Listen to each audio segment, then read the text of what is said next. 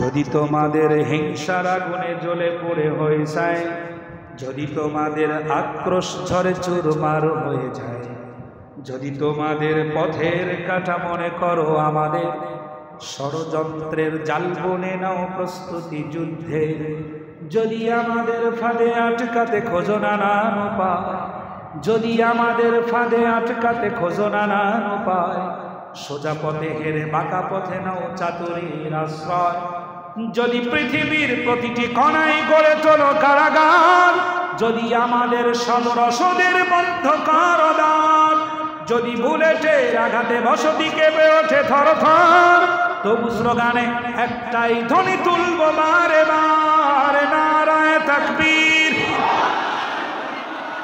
নারায়ে তাকবীর, আবার নারায়ে তাকবীর, আল্লাহু আকবার, নারায়ে তাকবীর।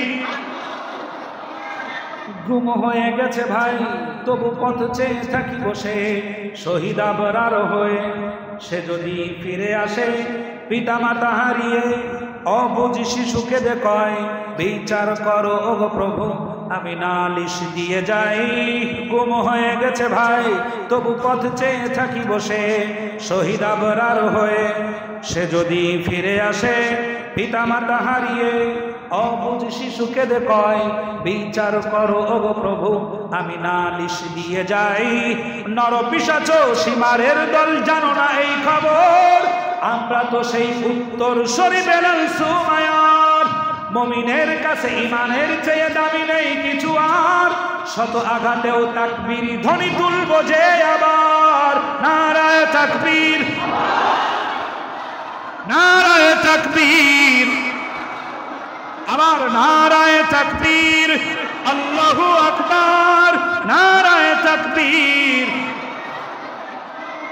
মেরেছ অনেক, সয়েছি ব্যথা, ঝরেছে রক্ত কত, তবু জিহাদের ডাক আসে যদি না শুকাতেই ক্ষত। ঘরে বসে কেউ রইব না ঠুনকো অজুহাতে, যাব রাজপথে জীবন বিলাতে আলী হামজার মতো। রাজি আছেন?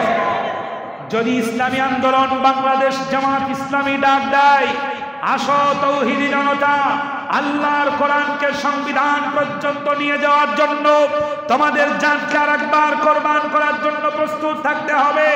তাহলে বাড়ি থেকে, স্ত্রী সন্তানের কাছ থেকে বিদায় নিয়ে, মায়ের কাছ থেকে বিদায় নিয়ে, বাবার কাছ থেকে বিদায় নিয়ে, আল্লাহর কোরআনকে সংবিধান পর্যন্ত, রাষ্ট্র পর্যন্ত পৌঁছায় দিতে যারা একটাবার তৈরি আছেন, দুটি হাত উঁচু করে একবার দেখিয়ে দেন।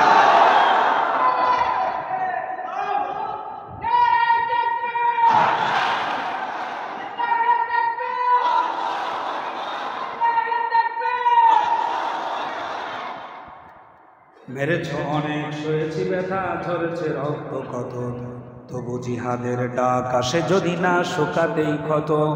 ঘরে বসে কেউ রইব না ঠুনকো অজুহাতে, যাব রাজপথে জীবন বিলাতে আলী হামজার মতো।